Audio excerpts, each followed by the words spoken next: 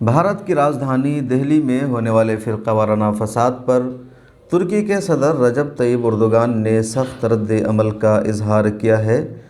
ترکی کی راجدھانی انقرہ میں ایک تقریب سے خطاب کرتے ہوئے اردوغان نے کہا، بھارت میں مسلمانوں کا قتل عام ہو رہا ہے۔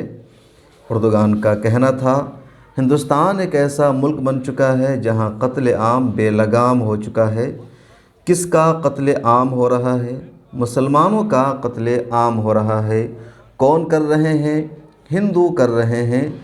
درسگاہوں میں پڑھنے والے بچوں کو مار رہے ہیں، ہاتھوں میں لوہے کے ڈنڈے لے کر مار رہے ہیں۔ دیکھتے ہو کس طرح یہ لوگ مسلمانوں پر قاتلانہ حملہ کر رہے ہیں۔ اس طرح دنیا میں کیسے امن قائم ہوگا؟ کیا یہ لوگ امن کا ساتھ دے سکتے ہیں؟ نہیں۔ عدل و انصاف اور امن کے لیے ہم اپنی آواز اٹھاتے رہیں گے۔ دنیا میں جہاں بھی ظلم ہوگا اس کے خلاف بولیں گے، حق کے لیے اپنی کوشش جاری رکھیں گے۔ قیام امن کے سفر کا سلسلہ جاری رہے گا۔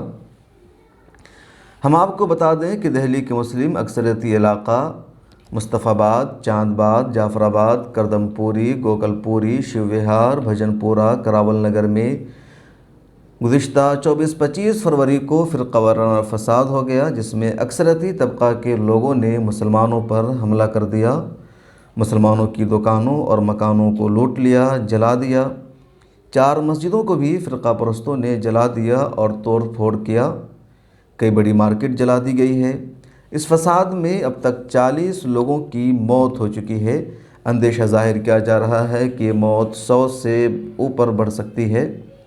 200 سے زیادہ شدید زخمی ہیں۔ بیورو رپورٹ، ملت ٹائمز۔